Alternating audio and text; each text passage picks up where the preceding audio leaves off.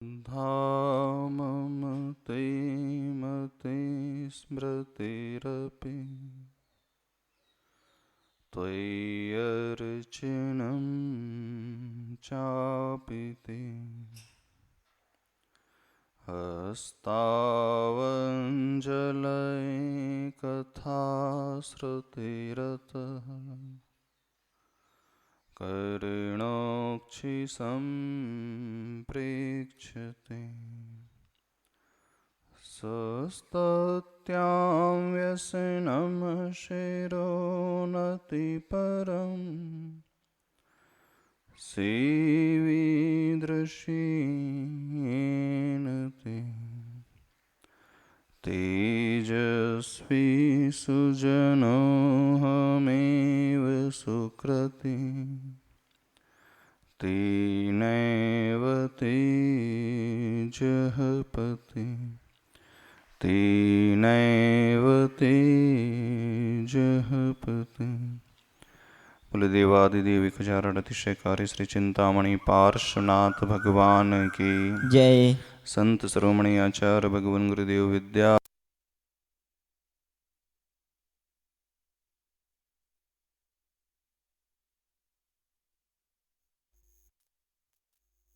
मुनि संघ की जय।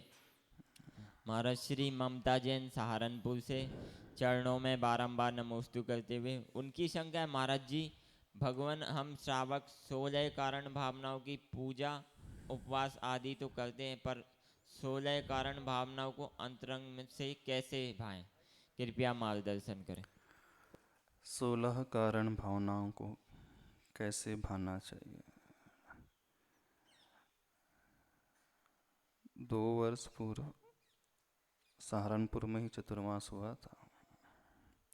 उन 16 कारण भावनाओं के ऊपर 2 महीने तक इसकी चर्चा हुई थी। इसके ऊपर बहुत सारे प्रवचन भी हुए। यह 16 कारण भावनाएं तीर्थंकर प्रकृति को बांधने वाली भावनाएं होती हैं। जितने भी तीर्थंकर बनते हैं वे अवश्य पूर्व भाव में अथवा उसी भाव में इन 16 भावनाओं को भाते हैं। इन 16 कारण भावनाओं का नाम दर्शन विशुद्धि, विनय संपन्नता, शील व्रतेष्वनतिचारो, भीक्षण ज्ञानोपयोग, संवेगो, शक्ति तस्त्याग, तपसी, साधु समाधिर्वैयावृत्त करण मरहदाचार, बहुश्रुत प्रवचन, भक्तिरावश्यका, परिहाणे मार्ग प्रभावना, तीर्थकरत्वमिति। ऐसी भावनाओं के नाम तत्वार सूत्र में आते हैं, पूज्य आचार्य भगवान उमा स्वामी देव के द्वारा लिखे गए। अब इन्हें भाना कैसे, तो इनकी शुरुआत होती है दर्शन विशुद्धि भावना से। दर्शन विशुद्धि का अर्थ है निर्मल सम्यक दर्शन। दर्शन से सम्यक दर्शन और विशुद्धि से उसकी निर्मलता। यह मस्ट होगी, यानी जिसका सम्यक दर्शन एकदम निर्मल होगा, ऐसा मनुष्य, कर्म भूमि का मनुष्य ही इस भावना को बांधने की शुरुआत कर सकता है। देवता लोग, नारकी लोग, त्रियंच लोग, भोग भूमि के मनुष्य इन 16 भावनाओं की शुरुआत नहीं कर सकते हैं। एक बार शुरू हो जाए तो बनते रहेगी। तो अंदर से कैसे भावना भाना चाहिए, प्रश्न ये है। अंदर से, अंतरंग से उस रूप होना चाहिए। जैसे राजा श्रेणिक ने भी भगवान महावीर स्वामी की समो शरण में उन्हीं के पादमूल में बैठ कर के इन भावनाओं को भाया था। तो अंतरंग हमारा पूर्ण रूप से निर्मल हो, सर्वप्रथम वह तीव्र लगन हो उन भावनाओं के प्रति, उन परिणामों के प्रति। और इन 16 भावनाओं के साथ एक और आवश्यक चीज होती है, प्राणी मात्र के कल्याण की भावना से जो भरा हुआ होता है। संसारी जीवों के दुखों को हम कैसे दूर कर सकें, ऐसी भावना जो भीतर से अंतरंग से भाता है। ऊपर ऊपर से नहीं, पूजा करना अलग है, व्रत उपवास कर लेना अलग है। भावना वो होती है मुहुर मुहुर चिंतनम, यानी बार बार बार बार उस और व्यक्ति का ध्यान जाएगा। ऐसा नहीं पूजा कर ली मंदिर में आधा घंटा बैठ करके फिर फुर्सत, ऐसा होता ही नहीं। भावनाओं में तो 24 घंटा वो परिणति लगी रहे। जैसे जब व्यक्ति को चिंता होने लगती है तो बस वही वही सोचते रहता है। चिंता, अपद ध्यान, अशुभ ध्यान, स्ट्रेस, डिप्रेशन, एंजाइटी, भय जब होने लगता है तो बार बार उसका को ही वह विचार में लेकर के आता है।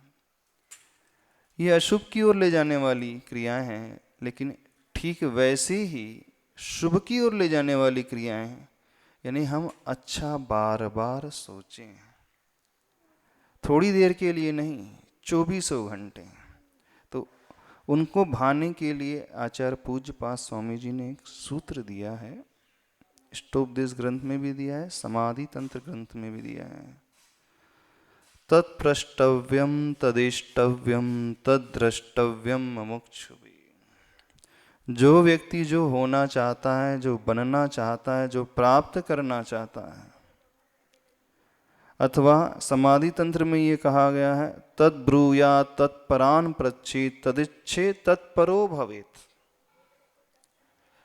4 उन्होंने कारण बताए हैं जो हम प्राप्त करना चाहते हैं। पहला कारण है तद्ब्रूयात्, आचार्य पूज्य पाद स्वामी जी, वही हम बोलें। तत्परान् पृच्छेत्, अन्य से हम वही प्रश्न करें, प्रश्न करें। तदिच्छेत्, उसी की हम इच्छा करें। तत्परो भवेत्, उस रूप हो, तत्पर हो जाएं। यानी ये 4 स्टेप आचार्य भगवान ने बताए हैं। और यह सूत्र बहुत महत्वपूर्ण सूत्र है जीवन का।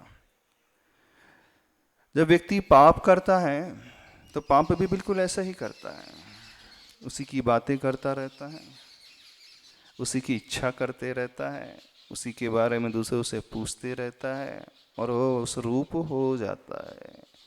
इंद्रियों के विषयों को जब भोगना होता है ना, कुछ खाना पीना हो तो वो उसकी चिंता करेगा, पूछेगा कैसा है, कहाँ मिलता है, उसी के सपने देखने लगता है, उसी की बातें करने लगता है। तो संसार में जब पाप की यात्रा होती है तो बहुत अच्छे से व्यक्ति कर लेता है। तो जो प्रश्न किया गया कि कैसे भावना भाई ना जाइए, तो बहुत सरल उसका उत्तर है। जो प्रवृत्ति पाप की ओर होती है वो कैसे होती है, बस वैसे ही करना है। अंतर से सिर्फ इतना है, पाप को हटा करके धर्मों को रख लेना है, भगवान को रख लेना है, प्रभु को रख लेना है, अच्छी भावनाओं को रख लेना है। तरीका हर व्यक्ति जानता है, क्योंकि पाप करने के लिए आपको किसी से पूछना पड़ता है। कोई डिक्शनरी देख करके आप अथवा गूगल सर्च करके हाँ पाप कैसे किया जाते हैं ऐसा होता है नहीं। व्यक्ति बड़े आसानी से इसमें डूब करके करता है। तो बस जैसा पाप कर रहा है व्यक्ति बिल्कुल वैसा ही पुण्य करने लगे तो बहुत अच्छे से हो जाएगा। समझ में आ रही बात?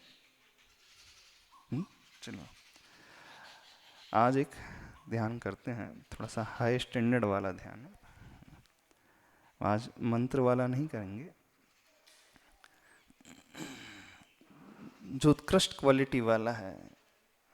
यदि हम लोग वह सीख गए तो उसका परिणाम बहुत अच्छा होता है। उस व्यक्ति की डे टू डे लाइफ भी बहुत अच्छी हो जाती है, वो बहुत निर्विकल्प हो जाता है। जो उसके भीतर चिंताएं होती हैं, जो उसके भीतर भय होता है, डर सा लगता है, वो खेद खिन्न होने लगता है, छोटी छोटी बातों को लेकर के घबराने सा लगता है, इधर उधर का उसको भाव आने लगता है, क्या होगा भविष्य में, कैसे होगा, उसको स्ट्रेस बढ़ने लगता है, विकल्प उठने लगते हैं, उद्विग्न होने लगता है, इन सब प्रॉब्लम से वो बहुत आसानी से ऊपर उठ जाएगा और उसका जीवन बहुत आनंदमंद हो जाएगा यदि इस प्रक्रिया को व्यक्ति जीवन में अपना ले। बहुत गजब की चीज़ है। एक एग्जाम्पल आपको देते हैं, उससे आपको बहुत अच्छे से बात समझ में आ जाएगी। जिंदगी में आनंद में से कैसे रहना, निर्विकल्प कैसे रहना, स्ट्रेस फ्री, टेंशन फ्री, भय चिंता मुक्त, हर परिस्थिति में प्रसन्नता से कैसे रहा जाए, उसका इसमें सॉल्यूशन है, समाधान है। ध्यान से सुनना, बड़ी अच्छी चीज है। एक बार एक राजा बड़ा चिंतित था, बड़ा मन उसका उद्विग्न था, खेद खिन्न रहता था। और ऐसा एक दिन नहीं, बार बार उसके साथ ऐसा ही होते रहता। वो बड़ा परेशान रहता था, उसके जीवन का सुख आनंद चला गया था। हमेशा टेंशन में रहता था, क्या होगा मेरे राज्य का, कैसे होगा मेरे पुत्रों का, कैसे मैं इसे संभाल करके रखूंगा, कैसे भविष्य का निर्धारण होगा। तरह तरह के विकल्प, तरह तरह के विचार उसके मन में हमेशा उठते रहते। उसने बहुत कोशिश की कि मैं इनसे ऊपर उठ जाऊं, टेंशन फ्री रहूं, आनंद में रहूं।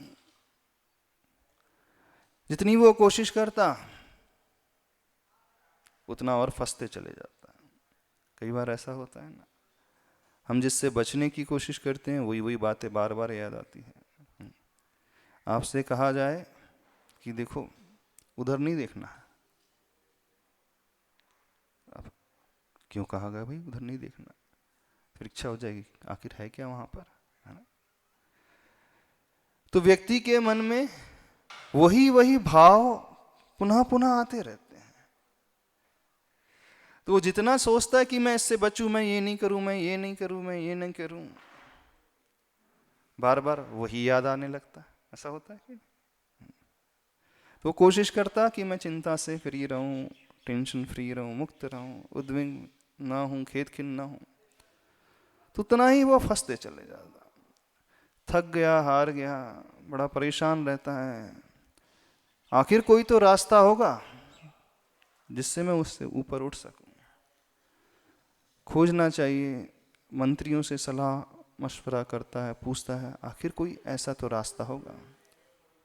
मंत्री जी कैसे बता पाएंगे कि हर व्यक्ति बड़ा चिंतित, हर व्यक्ति टेंशन में है। नहीं, संसार में तो परेशान हर व्यक्ति है। लेकिन एक मंत्री कहता है यहीं पास के उपवन में एक साधु महाराज रहते हैं, यदि उनके पास चला जाए, उनसे इस प्रश्न का उत्तर मांगा जाए, इसका समाधान मांगा जाए, सुना है वो बहुत अच्छे साधक हैं, हमेशा निर्विकल्प रहते हैं, आनंद में रहते हैं, उनके पास चल के कर अपन पूछते हैं। तो राजा को बात जम जाती है, ठीक है चलते हैं। बड़े अच्छे से अच्छी अच्छी सामग्री लेकर के, भेंट लेकर के वह राजा स्वर्ण थाल में रत्नों की राशि लेकर, मिठाइयाँ, फल, जितनी उत्तम वस्तुएं हो सकती हैं साथ में लेकर के चला। उन ऋषि के पास पहुंचता है, साधु के पास पहुंचता है, पहुंच करके चरणों में प्रणाम करता है और अपना प्रॉब्लम, अपनी समस्या रख देता है। मैं बड़ा परेशान हूं साधु महाराज, कोई उपाय बताओ, मेरा मन बड़ा उद्विग्न रहता है, खेद खिन्न रहता है, मैं इससे ऊपर उठना चाहता हूं, मुझे कोई उपाय बता दो आप। तो साधु महाराज उसे देखते हैं ऊपर से नीचे, पूछते हैं अच्छा मन बड़ा उद्विग्न रहता है, खेद खिन्न, चिंता में रहता है। बोले ठीक है। बोले ऐसा करना, आज से ठीक 3 दिन बाद तुम अपने उस उद्विग्न मन को लेकर के आना, फिर मैं आपको इसका उत्तर दे दूंगा, जो भी आपकी समस्या है उसको बहुत अच्छे से समाधान कर दूंगा। लेकिन आज नहीं, ठीक 72 घंटे के पश्चात 3 दिन बाद आना। लेकिन कैसे आना? अभी तो तुम बहुत सारे थाल लेकर के आए हो, सामग्री लेकर के आए हो भेंट चढ़ाने के लिए, लेकिन 3 दिन बाद किस प्रकार से आना? उस अपने उद्विग्न मन को लेकर के आना। वो राजा बड़ा परेशान, मैं तो सोच रहा था साधु महाराज उत्तर दे देंगे, और उन्होंने उल्टा कह दिया 3 दिन बाद आना और अपने इस खेद खिन्न मन को साथ में लेकर के आना। ठीक है, जाता है, रोज लौट करके अपने राज में चले जाता है। अब साधु जी ने कहा 3 दिन बाद आना है, वैसे ही मन को लेकर के आना है। बड़ा सोच विचार में पड़ जाता है, भाई मैं उद्विग्न मन को कैसे लेकर के जाऊं? भाई जाया जा सकता है उस खेद खिन्न मन को? 3 दिन तक उसकी नींद ही नहीं होती, समझ में नहीं आता, लेकिन गुरु ने कहा है, साधु ने कहा था, वैसा ही करना होगा। 3 दिन के पश्चात वो पहुंचता है, अकेला पहुंचता है साधु के पास।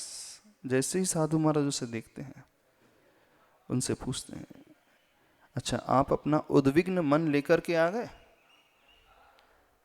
तो राजा कहता है, अब उद्विग्न मन कहाँ रखा? 3 दिन हो गए,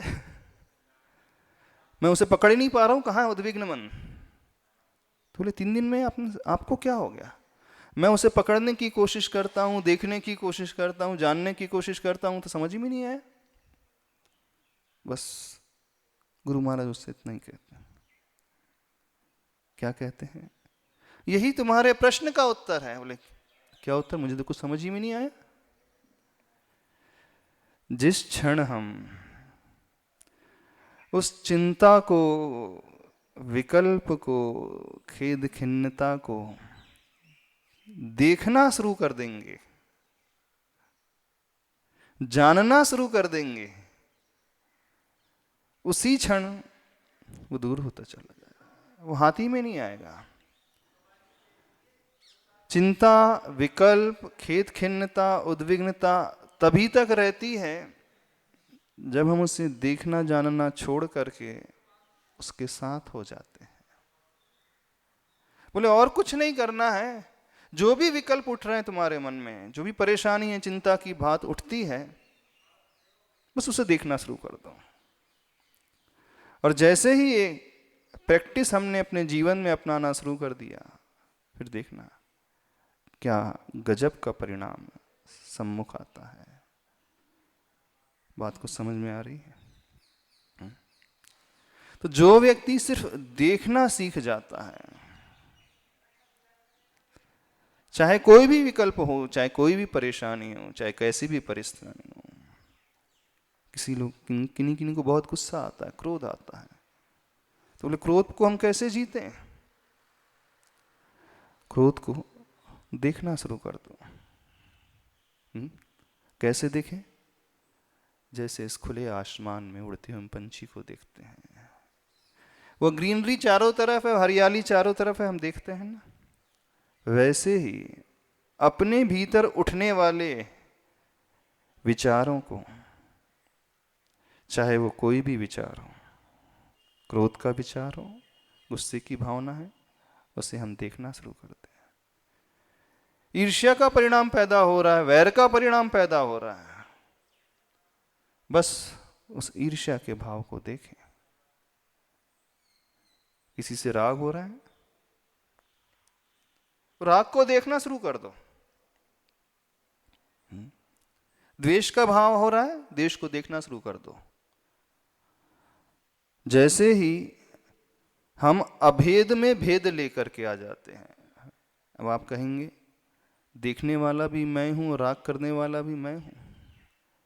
दो क्रियाएं एक साथ नहीं हो सकती। या तो व्यक्ति क्रोध कर सकता है, या तो उसे देख सकता है। या तो व्यक्ति राग कर सकता है अथवा उसे देख सकता है।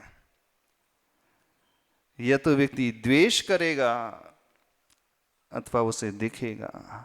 जब कर रहा है वह वॉच करने वाला वॉचर नहीं होता है, जानने वाला वो नोअर नहीं होता है, वो तो कषायों से प्रभावित हो जाता है।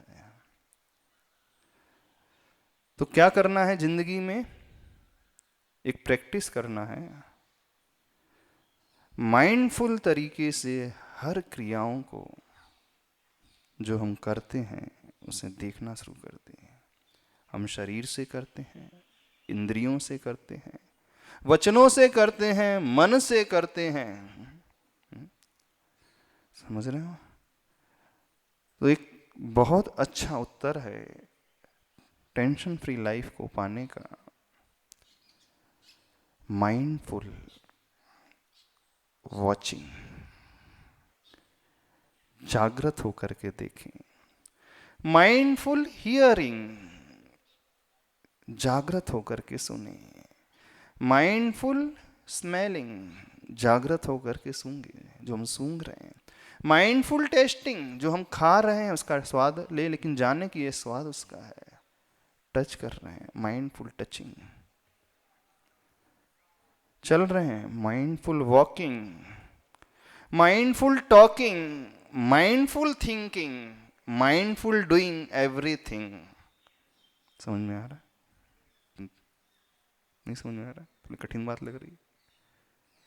पूर्ण जागृत होकर के जो भी इंद्रियों की क्रियाएं हो रही हैं, चाहे वो स्पर्शन इंद्री की, रसना इंद्री की, घ्राण इंद्री की, चक्षु इंद्री की, कर्ण इंद्री की, जो भी क्रिया शरीर से हो रही हैं, चाहे हम चल रहे हों, चाहे हम बैठ रहे हों, चाहे हम उठ रहे हों, चाहे हम खा रहे हों, चाहे हम सो रहे हों, चाहे हम बोल रहे हों, चाहे हम देख रहे हों, चाहे हम सोच रहे हों, चाहे हम जान रहे हों, पूर्ण जागृत होकर के करना शुरू कर दे बस। जब ऐसा व्यक्ति पुरुषार्थ करता है तो फिर उसकी एक यात्रा और ऊंची होने लगती है। वह फिर उसे देखने लगता है जो इस आंखों के माध्यम से बाहर देख रहा है। Watch the watcher, look at the looker, see at the seer. समझ में आ रहा है? उसे हम देखें जो देख रहा है, उसे हम सुने जो सुन रहा है, उसे हम सूंघे जो सूंघ रहा है, उसे हम चखें जो चख रहा है, उसे हम जाने जो जान रहा है, नो द नोअर। उसे हम फील करें जो फील करने वाला है, फील द फीलर। थोड़ी कठिन सी लग रही होगी। जब व्यक्ति ऐसी प्रकृति, ऐसी प्रवृत्ति अपने को आप में अपनाने लगता है, फिर देखना वह पूर्ण रूप से इस संसार में रहते हुए भी संसार से ऊपर उठा हुआ रहता है। सारे कार्य करता हुआ भी नहीं करते जैसा होता है। बाहर से दिखेगा वो कर रहा है, लेकिन भीतर से उससे निर्लिप्त रहेगा, ऊपर उठा हुआ रहेगा, जुड़ाव ही नहीं रहेगा। ऐसा व्यक्ति न कभी द्वेष कर सकता है। चिंता की बात भी हो रही है तो उस चिंता को देखने वाला हो जाएगा। डर पैदा हो रहा है, भय पैदा हो रहा है, भय को फिर जानेगा, देखेगा। वैर का भाव पैदा हो रहा है तो वैर को देखने लगेगा। और राग का भाव पैदा हो रहा है तो राग के भाव को वो सिर्फ महसूस करेगा, जान करके, देख करके। यानी एक ऐसी प्रक्रिया जो जागृत अवस्था में की जाती है, फिर वो व्यक्ति कहाँ तक पहुँच जाता है? वह सिर्फ जानने देखने तक सीमित रह जाता है।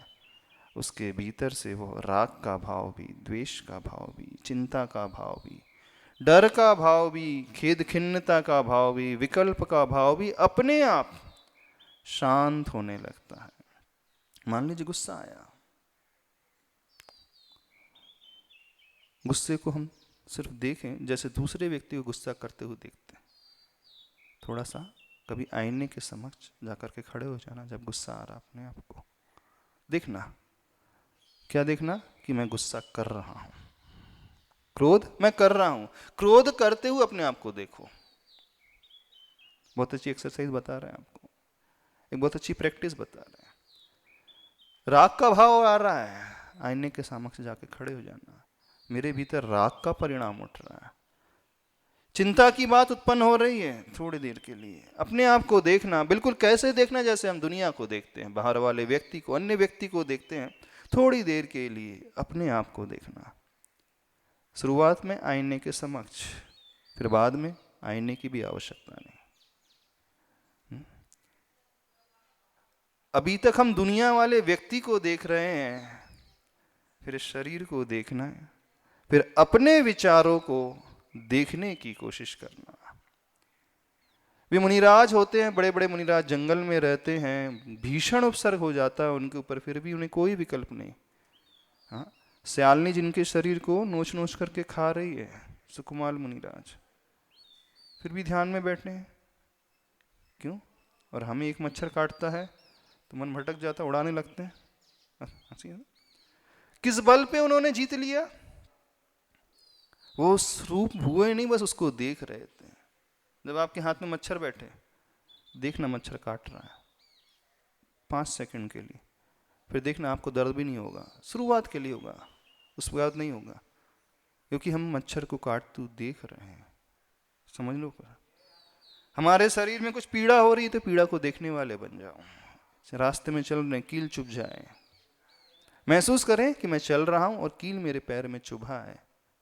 थोड़ा सा दर्द होगा लेकिन फिर उपयोग अपने आप में आ जाएगा। जो भी क्रियाएं हो रही, चाहे वो शरीर के साथ हो रही, चाहे वचन के साथ हो रही, चाहे हम इंद्रियों के विषयों के साथ कर रहे हैं, चाहे मन में उठने वाले भाव हैं, हमारी आत्मा, हमारी मन कैसा है? उस निर्लेप आकाश की तरह। आकाश में बादल आते हैं, चले जाते हैं, लेकिन आकाश उससे निर्लिप्त रहता है। आकाश में कुछ होता परिवर्तन? नभ में कोई परिवर्तन नहीं होता। तो विचार भी कैसे हैं, भाव भी कैसे हैं, चाहे वो राग के भाव हो, चाहे वो द्वेष के भाव, उन बादलों की भांति हैं, आएंगे और चले जाएंगे, वो कभी स्थिर नहीं रहेंगे। बादल आते हैं, थोड़ी देर के बाद विघटन हो जाता है, इधर उधर तितर बितर हो जाते हैं। तो विचार भी ऐसे ही हैं, चाहे वो चिंता का भाव उत्पन्न हो रहा हो, भय की भावना पैदा हो रही है, खेद खिन्नता की भावना पैदा हो रही है, थोड़ी देर के लिए अपने आप को क्या करना है? अपने आप को उस आकाश की भांति बनाना है और इन विचारों को उन बादलों की भांति बनाना है। टीवी स्क्रीन होती है, टीवी में आप कुछ भी मूवीज देखते हैं, अब उस मूवी में खून भरी हिंसा दिख रही है, तो स्क्रीन में खून खून हो जाता है, लाल लाल हो जाती है स्क्रीन। जैसे स्विच ऑफ किया टीवी, तो टीवी की स्क्रीन कैसी देखती है? लाल लाल हो जाती है। यदि आप देख रहे हैं पिक्चर में पानी गिर रहा है, तो टीवी में पानी आ जाता है स्क्रीन में। अग्नि जल रही है तो स्क्रीन में भी आग आ जाती है, क्यों नहीं आती? दिख तो रहा है कि अग्नि जल रही है, दिख तो रहा है कि बारिश हो रही है, दिख तो रहा है कि वहाँ हिंसा हो रही, खून बह रहा है, लेकिन स्क्रीन में कोई अंतर नहीं आता, वो एज इट इज रहती है। पर बिना स्क्रीन के वो दृश्य भी नहीं दिखेगा, है ना? बिना पर्दे के न वो बारिश का दृश्य, न वो अग्नि का दृश्य, न वो खून का दृश्य, न वो आनंद का दृश्य। लेकिन जैसे ही आपने टीवी बंद की, वो स्क्रीन एकदम क्रिस्टल क्लियर रहती है, ना उसमें गीलापन रहेगा, ना ही उसमें उष्मा रहेगी। अग्नि का दृश्य, चारों तरफ अग्नि का दृश्य देख रहे हैं, मान लीजिए आग लग गई किसी जंगल में और आधे घंटे तक वो आग ही आग दिखा रहा है टीवी में, आधे घंटे आपने स्विच ऑफ किया तो वो स्क्रीन गर्म हो जाएगी क्या? क्यों? क्योंकि स्क्रीन अलग थी और आग का दृश्य अलग था, खून का दृश्य अलग था, पानी का दृश्य अलग था। बस जो व्यक्ति इस प्रैक्टिस को कर लेता है, जो साधक इसे अपना लेता है, हम कैसे हैं? उस टीवी की स्क्रीन की भांति हैं।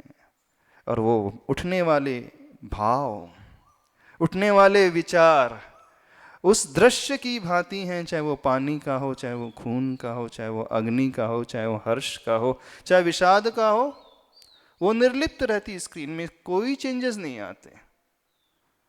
समझ रहे हो? तो जो व्यक्ति ऐसा जीना सीख लेता अपनी जिंदगी में, बस अपने आप को उस दृश्य से अलग रखने की कोशिश करना।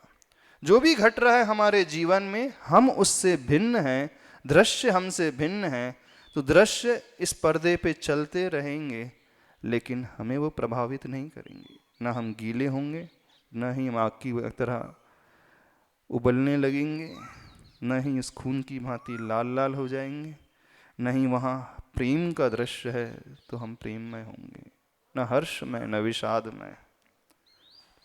कठिन चीज लग रही, पहले समझो तो सही। जो व्यक्ति ऐसी हैबिट बनाना सीख लेता है, फिर देखना उसका जीवन कैसा होता है। सब कुछ चलते रहेगा उसके जिंदगी में, लेकिन उन क्रियाओं को, उन एक्टिविटीज को, उन भावों को वो बिल्कुल देखने वाला हो जाएगा, जानने वाला हो जाएगा। और जो देखने और जानने वाला हो जाता है, पूर्ण अलर्ट हो जाता है, उससे बड़ा निराकुलता का क्षण कुछ नहीं होता। वो हमेशा आनंद में रहेगा, उसको कोई फर्क ही नहीं पड़ेगा। समझ रहे हो कि नहीं? अभी संसार में कैसे जीते हो आप? 2 शरीर और 1 जान की भांति जीते हो। हम क्या बोल रहे हैं? एक ही के भीतर 2 की कल्पना करना। संसार के विषय जब भोगता है तो 2 व्यक्ति एक हो जाते हैं, है ना? लेकिन हम क्या कह रहे हैं? एक में 2 की कल्पना, यानी मैं कर रहा हूं और मैं जान भी रहा हूं। करने वाला अलग और जानने वाला अलग। जो व्यक्ति इस अभेद में भेद की कल्पना लेकर के आएगा, अभिन्न में भिन्न की कल्पना लाएगा, वो व्यक्ति करते हुए भी नहीं करेगा। उसे कहा जाता है ब्रुवन्नपि ही न ब्रूते, गच्छन्नपि न गच्छति, पश्यन्नपि न पश्यति। वो बोलते हुए भी नहीं बोलता, देखते हुए भी नहीं देखता, चलते हुए भी नहीं चलता, खाते हुए भी नहीं खाता, बैठते हुए भी नहीं बैठता है। क्यों? क्योंकि वो सिर्फ देखने वाला है। मैं चल रहा हूं, मैं नहीं चल रहा हूं। इस पैर के माध्यम से इस शरीर को चलता हुआ मैं देख रहा हूं। कठिन तो नहीं? समझ में आ रही कि नहीं? पहले तो करने की बात बाद में आएगी, पहले तो बताओ समझ में भी आ रही कि नहीं हम क्या कहना चाह रहे हैं? तो वो राजा जो गया था साधु महाराज के पास, वो चिंतित था कि मैं अपनी उद्विग्नता, खेद खिन्नता को, अपने भय को कैसे जीतूं। मुझे हमेशा इसी की चिंता रहती है। तो बस साधु महाराज ने यही कहा, उस उद्विग्न मन को देखने लगो। तो जो भी हमारे साथ घटित हो रहा है, हम उसे जाने और देखें। जब हम इस प्रकार की प्रक्रिया अपना लेते हैं, जानने और देखने की, फिर देखना इसका चमत्कार अपने जीवन में। सब कुछ चलेगा संसार में, सारे कर्तव्य का पालन होगा, सारी क्रियाएं होगी, लेकिन करते हुए भी उसे कभी टेंशन नहीं होगा, उसके मन में कभी चिंता पैदा नहीं होगी, भय पैदा नहीं होगा। क्यों? क्योंकि वो करने वाला नहीं है, वो तो देखने वाला। क्या करना है? तो जैसे मिरर के सामने खड़े होकर के आप अलग होते हैं और आपका प्रतिबिंब अलग होता है, ऐसे ही रियल लाइफ में हम जानने देखने वाले अलग हैं, और जो शरीर के माध्यम से हो रहा है वो अलग है। यानी इसे कहा जाता है पूर्ण साक्षी भाव। शरीर की क्रिया को भी जाने देखें। हम श्वास ले रहे हैं, उसे भी हम देखें कि मैं श्वास ले रहा हूँ। हम ओम का उच्चारण कर रहे हैं, हम देखें कि उच्चारण करने वाला कौन है। आंखें खोली, वो आकाश नीला दिख रहा है ऊपर, ये देखने वाला कौन है। वो पक्षी ऊपर उड़ रहा है, बस अपने आप को भी वैसे ही देखना शुरू करें, उस टीवी के पर्दे की भांति। फिर हम हो जाएंगे। संसार में सब कुछ चलेगा, लेकिन पर्दे में कोई परिवर्तन नहीं आता। बारिश होने के बाद भी पर्दा गीला नहीं होता कभी। अग्नि जलने के बाद भी पर्दा कभी नहीं जलता है। दृश्य दिखेगा जलती हुई अग्नि का, लेकिन पर्दा नहीं। खून का दृश्य दिख रहा है पर्दे में, लेकिन पर्दा जो है खूनी नहीं होता, लाल लाल रंग का नहीं होता है। वहाँ माला पहनाई जा रही है, हरा रंग दिख रहा है तो पर्दा हरा नहीं होगा। जैसे ही टीवी बंद हुई तो पर्दा अपने ओरिजिनल रूप में। क्या करना है? क्या करना है? तो जागृत होकर के देखना है, जागृत होकर के सूंघना है, जागृत होकर के खाना है, जागृत होकर के बोलना है, जागृत होकर के सुनना है, जागृत होकर के छूना है, जागृत होकर के चलना है, जागृत होकर के बैठना है, उठना है।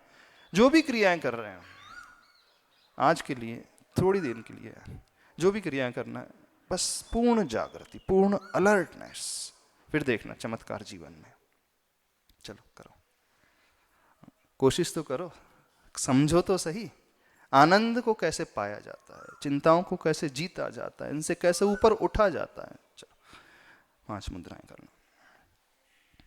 ओम अरहम नमः। ॐ अर्हं नमः। ॐ अर्हं नमः। ॐ अर्हं नमः। रिलैक्स, दूसरी मुद्रा, सिद्ध मुद्रा। ॐ अर्हं नमः। ॐ अर्हं नमः। ॐ अर्हं नमः। ॐ अर्हं नमः। ॐ अर्हं नमः। ॐ अर्हं नमः। ॐ अर्हं नमः। ॐ अर्हं नमः। रिलैक्स, तीसरी। ॐ अर्हं नमः। ॐ अर्हं नमः। ॐ अर्हं नमः। ॐ अर्हं नमः। ॐ अर्हं नमः। ॐ अर्हं नमः। ॐ अर्हं नमः। चौथी क्रिया। ॐ अर्हं नमः। ॐ अर्हं नमः। ॐ अर्हं नमः। ॐ अर्हं नमः। ॐ अर्हं नमः। ॐ अर्हं नमः। ॐ अर्हं नमः। ॐ अर्हं नमः। ॐ अर्हं नमः। ॐ अर्हं नमः। ॐ अर्हं नमः। ॐ अर्हं नमः। ॐ अर्हं नमः। ॐ अर्हं नमः। ॐ अर्हं नमः। ॐ अर्हं नमः। रिलैक्स, आसन व्यवस्थित लगा के।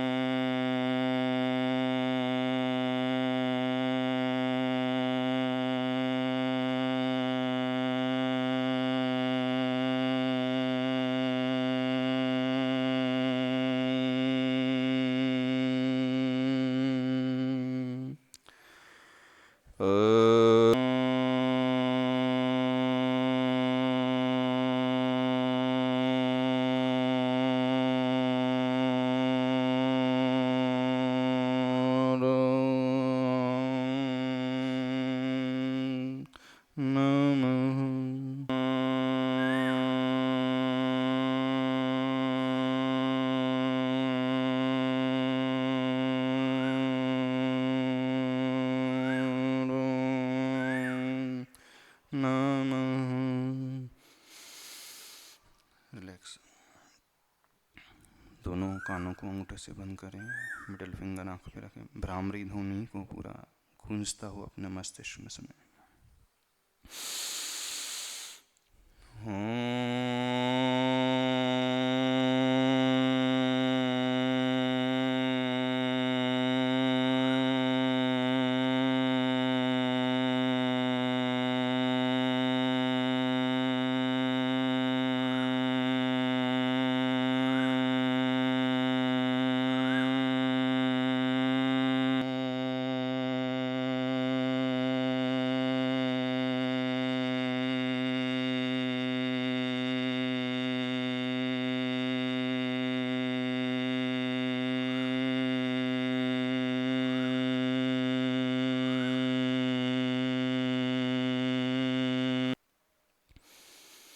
सारी आकुलता विकल्पों को छोड़ करके हम सिर्फ जानने देखने वाले हों। ओम के स्मरण पूर्वक श्वास भीतर लें, नाभि में रोक करके रखें और हम के स्मरण पूर्वक उस श्वास को बाहर जाने दें। दृष्टि हृदय केंद्र की ओर, आनंद केंद्र की ओर लेकर के आए। भीतर तक श्वास भरें, धीरे धीरे उसे छोड़ने की कोशिश करें। बड़े प्रेम भरे भावों से अपने आप को श्वास लेता हुआ देखना है। वह श्वास नॉस्ट्रिल्स के माध्यम से भीतर जा रही है। हृदय में स्पंदन उसे देखें, उसे महसूस करें।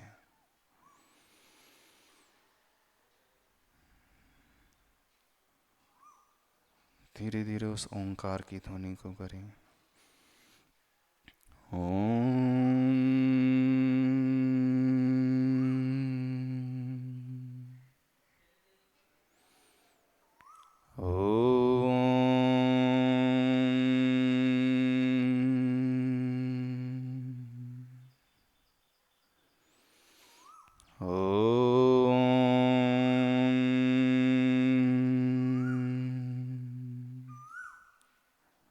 आज हम अपने शरीर को, अपने वचन को, अपने मन को इस आत्मा के माध्यम से जागृत होकर के जाने और देखें। पूर्ण जागृति से महसूस करें यह उच्चारण ओम का किसने किया।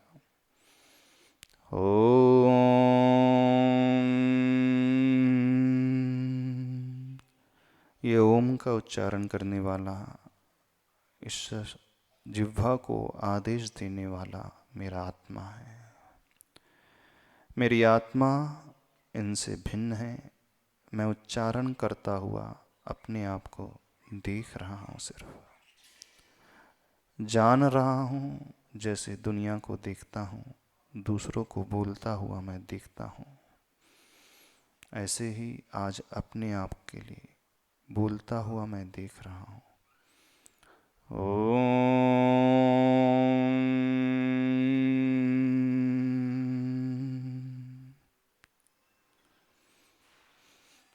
अरहम, इस अरहम का उच्चारण करने वाला, इस जिह्वा को आदेश देने वाला मैं अलग हूँ।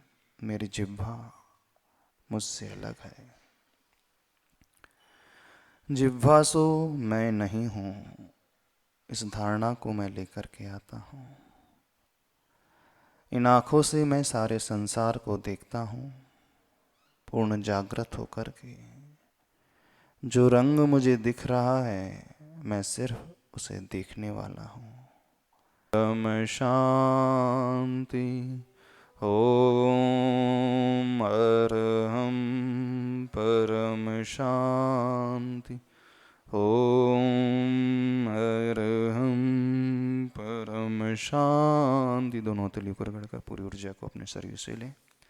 एक्सेस एनर्जी को संसार के कल्याण के लिए संप्रेषित कर दें। बोलिए महावीर भगवान की, संत शिरोमणि आचार्य भगवान गुरुदेव विद्यासागर जी महाराज की जय। थोड़ी सी अपनी पहचान करो।